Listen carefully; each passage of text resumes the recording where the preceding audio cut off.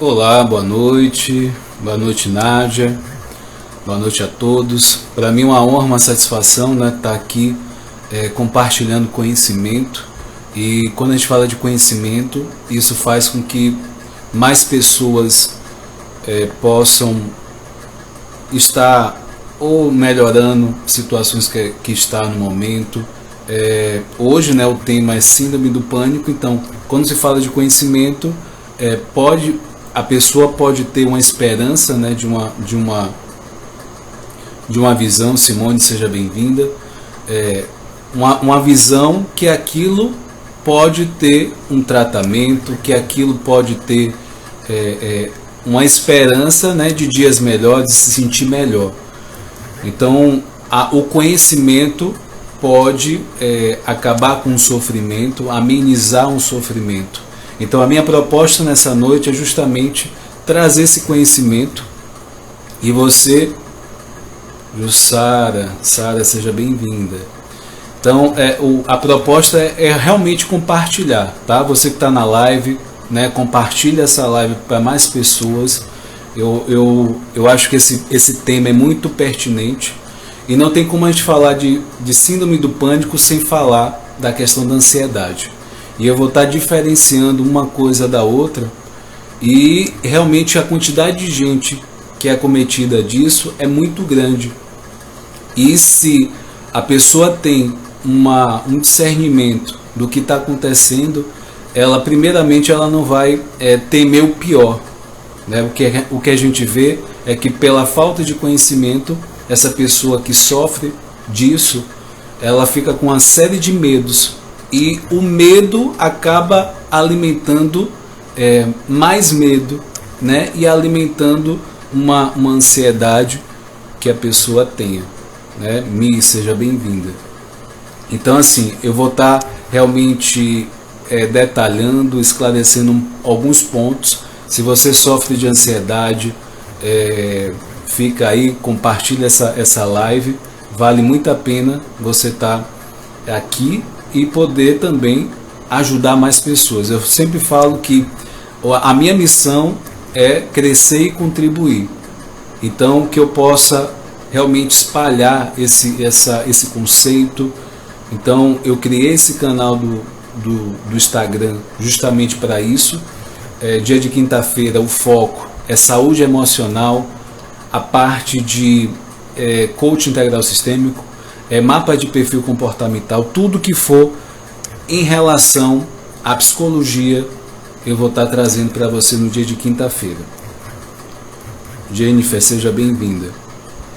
Então, assim, como eu falei, ansiedade é um tema muito recorrente, né? A gente passou pelo que a gente passou, muita gente teve o gatilho, vamos dizer assim, e muita gente passou a ter medo de sair de casa, muita gente teve medo, né, de ser contaminado, de pegar, né, o Covid. Então, assim, são situações que isso desperta realmente mais e mais gatilhos e sofrimentos, né, atrás de sofrimento, medo de perder uma pessoa querida. Então, tudo isso faz com que realmente seja um tema muito importante dessa noite. Então, assim, o Brasil, né, vou colocar alguns dados para vocês. O Brasil tem a maior taxa de transtorno de ansiedade do mundo, né? Segundo a Organização Mundial de Saúde, cerca de 9,3% dos brasileiros sofrem de transtorno de ansiedade. Então, assim, é muito alto essa taxa. E a gente, né, o brasileiro, a gente está incluído nisso. Já, seja bem-vinda.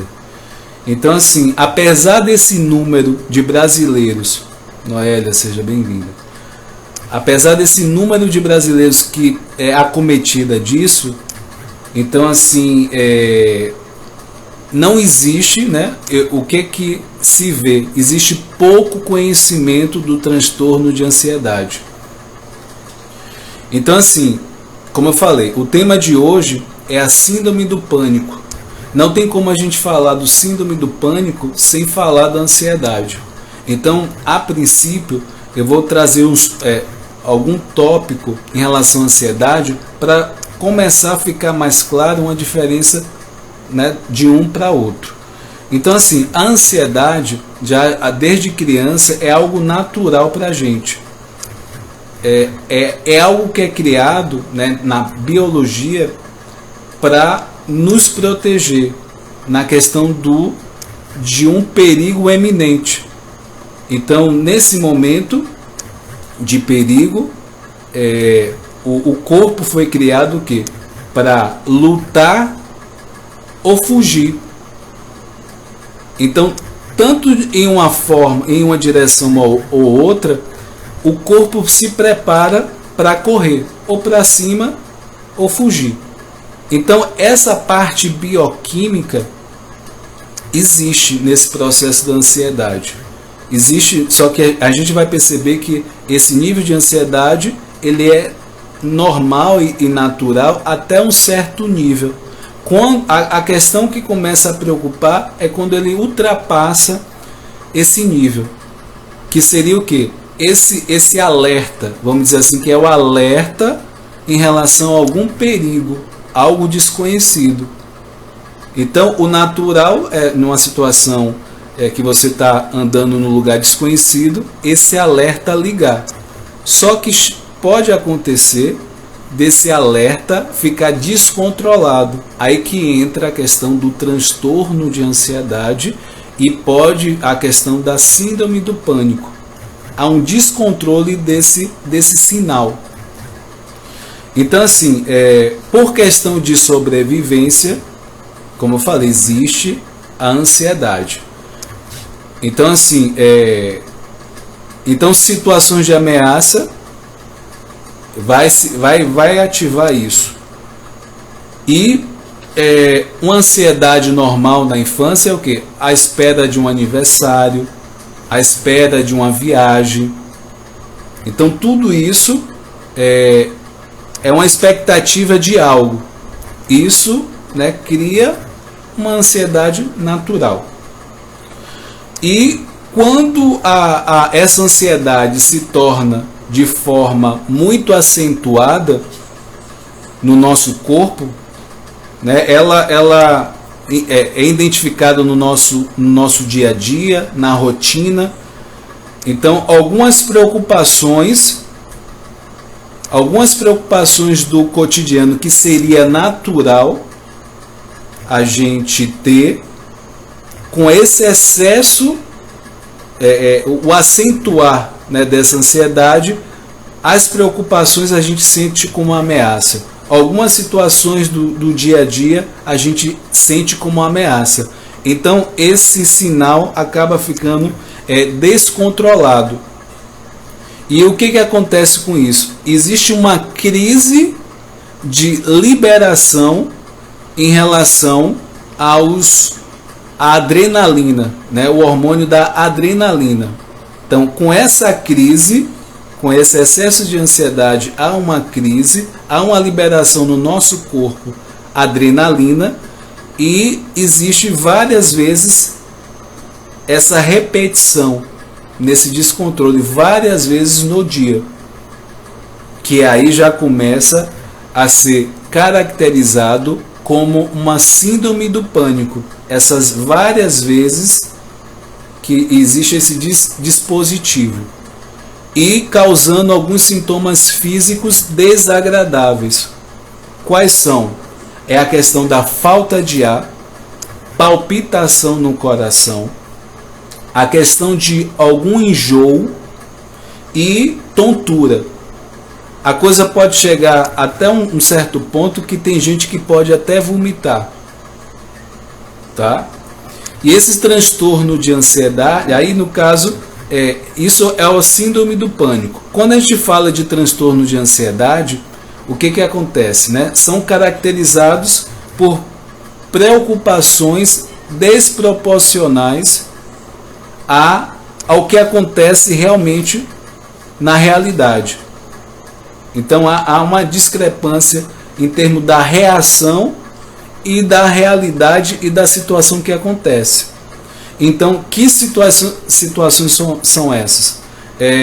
Geralmente essas pessoas antecipam os problemas que não aconteceram, pensamentos obsessivos, medos e dificuldades. Também vai ter esse sintoma vai atrapalhar a questão das relações sociais. A gente vai ver que esse processo, a pessoa vai evitar de sair. E atividades profissionais também pode prejudicar a parte da atividade profissional. E pode comprometer até mesmo um relacionamento amoroso. Então assim, imagine você, né, os sintomas de uma crise, né, de ansiedade potencializado. O que você vai encontrar? O que você vai se deparar com a questão vai acontecer a síndrome do pânico, tá? Aí a gente pergunta, qual é a diferença de fato da síndrome do pânico e da ansiedade? É importante a gente saber essa diferença. Mas antes de eu falar dessa diferença de uma coisa para outra, eu vou estar falando um relato de uma pessoa onde ela passou por isso, e vocês vão perceber, né, em cada parte desse relato pontos, né, dessa síndrome do pânico e também da ansiedade, tá? Então assim, a história é a seguinte, né?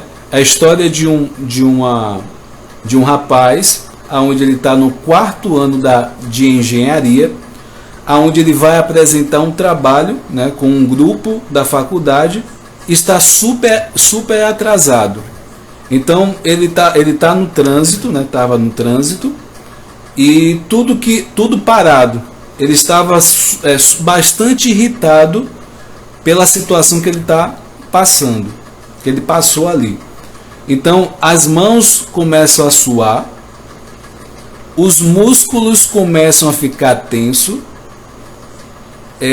Nesse momento ele começa a vir na cabeça dele pensamentos como eu vou chegar atrasado, não vai dar tempo, né? Vou tirar uma nota baixa, o grupo vai brigar comigo.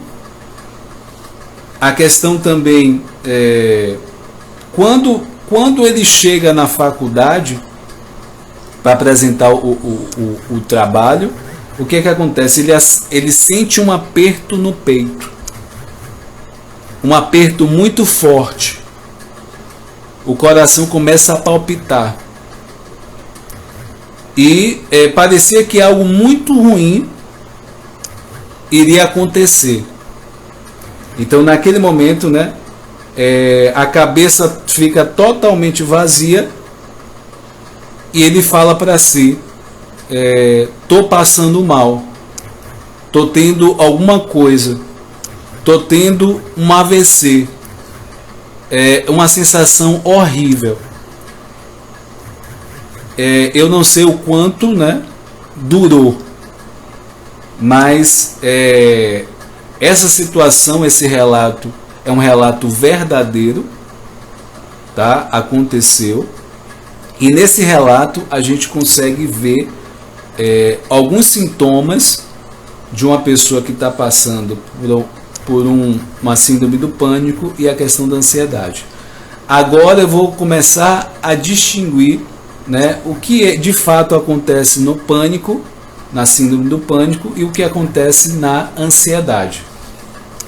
Imagine vocês, né, dois círculos, aonde o lado esquerdo todos os sintomas do pânico, e no lado direito é a ansiedade. E no meio desses dois círculos está sintomas que acontecem tanto na ansiedade como também na síndrome do pânico. Então assim, começando pelo o que acontece na ansiedade e acontece na síndrome do pânico, tanto em um como em outro acontece a palpitação do coração. né? O coração bate mais forte.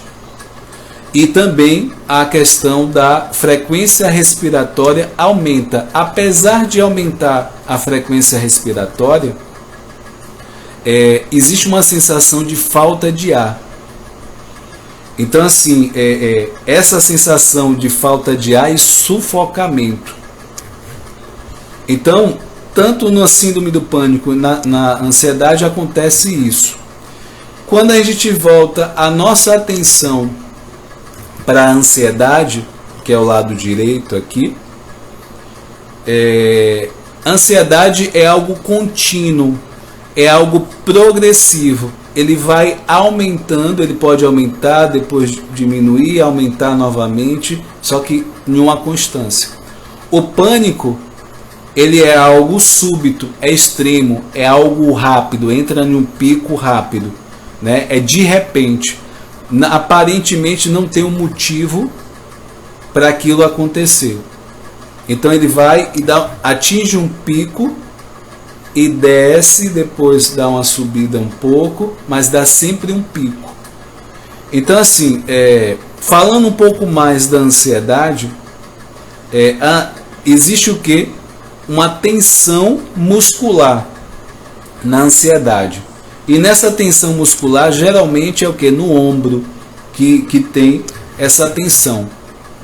Junto a isso, pode ter o quê? Sudorese nas mãos, um cansaço excessivo, uma fadiga.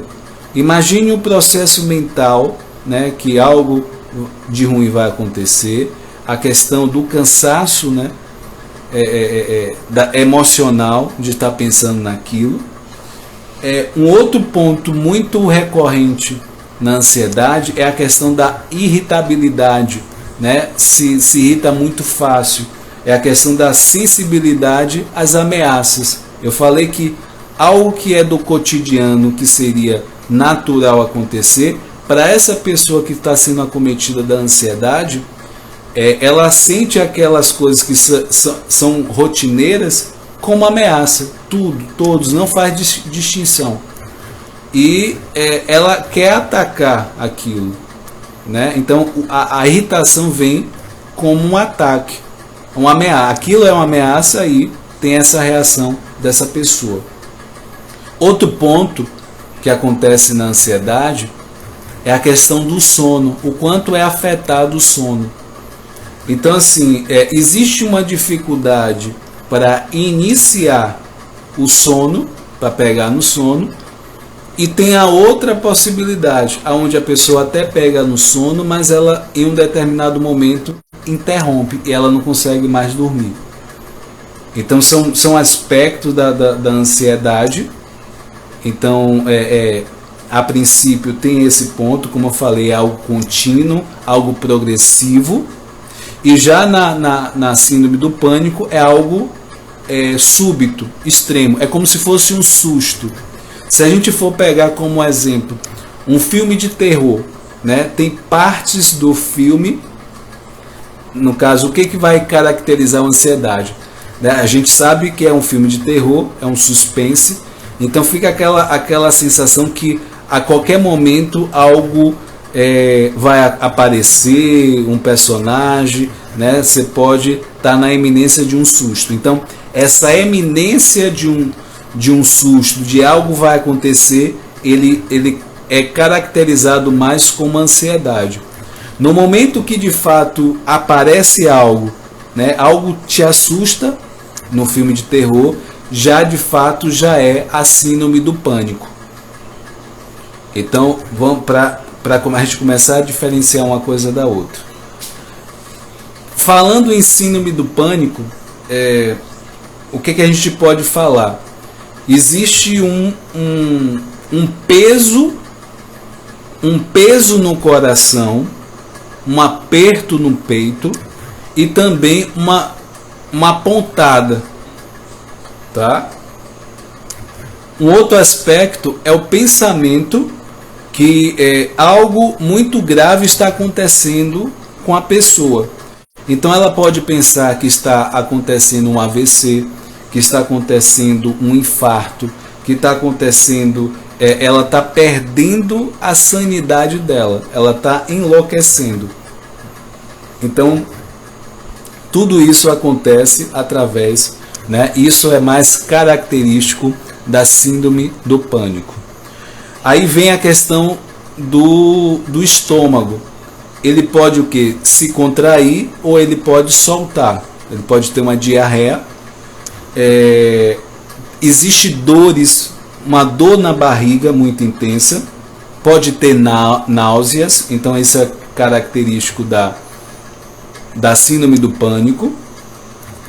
Aí, junto a isso, você vai ter também a questão de tremores, né, na mão, tremores no corpo.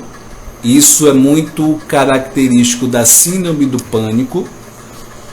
E também, né, que é um fenômeno não tão comum, mas pode acontecer, que é a desrealização e a despersonalização, aonde a pessoa sente, ela não se reconhece, ela não reconhece suas emoções, ela não tem uma estranheza em relação ao que está ao seu redor.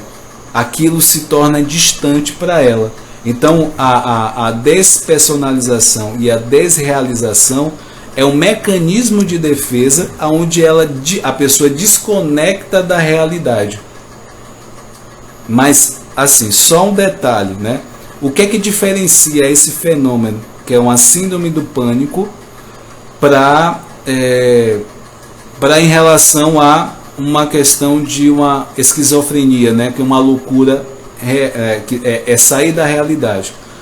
A diferença é que essa pessoa que está na despersonalização e na desrealização, ela tem consciência do que está acontecendo, ela tem consciência que aquilo é estranho.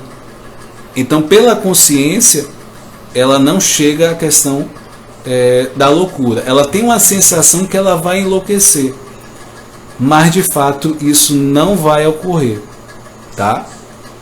Então, e aí esse medo que vai enlouquecer faz com que ela tenha medo. O medo aumenta. Mônica, seja bem-vinda. Então, o medo aumenta porque acontece aquilo, ela sente tudo aquela estranheza, aí o que ela fica com medo que aconteça novamente. Então, ativa a ansiedade. Então, uma coisa acaba alimentando a outra. Aí entra no estado de medo do medo. Por isso que é importante, né, num caso como esse, cuidar, né, tratar também da ansiedade. Porque pensando na despersonalização e desrealização, pode acontecer isso e aí desencadear a ansiedade, como vice-versa. E uma coisa que chama a atenção, como eu falei, é o tempo. É o tempo da questão da... Quando a pessoa tem um episódio de síndrome do pânico, ele tem um pico em 10 minutos e pode variar de pessoa para pessoa, mas ele tem um pico de 10 minutos, né, ele chega ao ápice da síndrome, e depois ele vai descendo. Em 30 minutos mais ou menos ele chega, só que essa pessoa pode ter uma sensação que ela se prolonga mais, porque quando ela desce, ela continua ansiosa. Então ela tem uma sensação que ela tá vivenciando aquilo por mais tempo do que 30 minutos. Como eu falei, a ansiedade é algo mais constante, né? É contínuo e progressivo. A síndrome do pânico é algo mais rápido, súbito, extremo, é um susto. E não tem um objeto identificado. A pessoa simplesmente começa a sentir aquilo, né? Ela não consegue identificar, de repente. Ela não consegue identificar o que é na síndrome do pânico. Já na ansiedade, ela já consegue identificar o que é que causa aquilo. Então é um ponto bem importante essa diferença aí. E na situação que eu relatei do rapaz, né, que ele estudava engenharia, ele teve tanto a questão da síndrome do pânico, como também a questão da ansiedade. Ele, muito próximo que ele ia apresentar o trabalho, ele teve o pico, que teve a síndrome do pânico, né? A taquicardia, sudorese, enfim, todo esse contexto. Aí, entrando para a gente explicar um pouco mais, né? O tratamento disso tem a parte que pode ser de remédio, né? E outra parte da questão da psicoterapia. Uma coisa bem interessante que eu achei foi a questão, quando a gente fala de ansiedade, existe uma mudança química no corpo e emocional. E essas duas vias, elas estão muito ligadas. Então, o que acontece numa ansiedade? Há um aumento do cortisol, que é responsável pelo medo, pelo estresse, e também tem a adrenalina e noradrenalina. Então essas duas substâncias, ela muito em excesso no corpo, ela vai provocar algumas reações no nosso corpo. Então o que é que acontece? Uma das coisas que a gente, né, uma pessoa que está passando por isso pode fazer é a questão da respiração. Aí algumas pessoas podem perguntar, mas por que a respiração pode ajudar tanto em um quadro como esse? O que acontece? Qual é o processo que está por trás disso? Eu vou explicar agora. Antes de falar dessa questão, né? Porque acontece o quê? Quando no momento da respiração, no objetivo de equilibrar a questão do dióxido no corpo, que é a questão do gás carbônico no corpo, tá?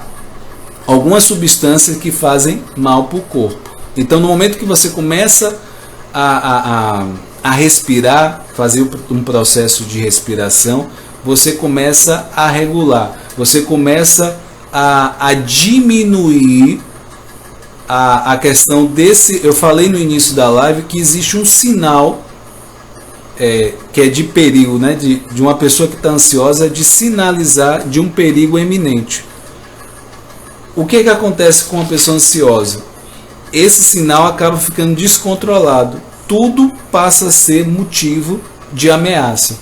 Então, no momento que você está respirando, você está o quê? Começando a regular, a diminuir que esse sinal esteja em alerta. Você vai diminuir esse alerta na respiração. Então, porque aonde é que acontece todo esse processo? Na amígdala, que não é da garganta, mas é responsável, que está no cérebro da gente, é responsável pelas emoções. Então, lá ativa, é o lugar responsável pelas emoções, e lá é que sinaliza. Esse sinal fica, né, o tempo todo em estado de alerta. Na respiração você começa a diminuir esse sinal. Então, assim, é uma das coisas que a gente pode fazer, essa questão do processo de respiração, né? É só um exemplo para que você possa, né, ou você, alguém que você conhece, possa utilizar essa técnica. É respirar 4 segundos, segurar 2 segundos e soltar 6 segundos pela boca.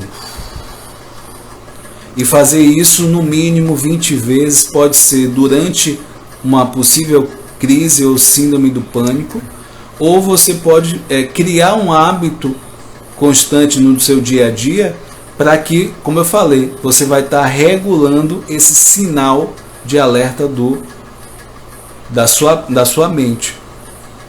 Então esse trabalho contínuo, né, e a questão da psicoterapia, E se dependendo da gravidade, até medicamento é preciso tomar. Mas o quanto você puder evitar o medicamento, né, bom. Mas dependendo da gravidade, às vezes não é preciso que se tome esse remédio.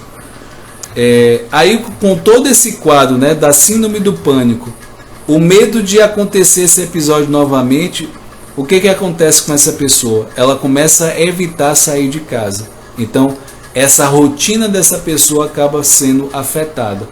Ela pode desenvolver uma agorafobia, que é essa questão desse medo de talvez às vezes de lugares que tem muita gente, às vezes lugares fechados. Isso tudo pode ser ramificado do agorafobia também, tá?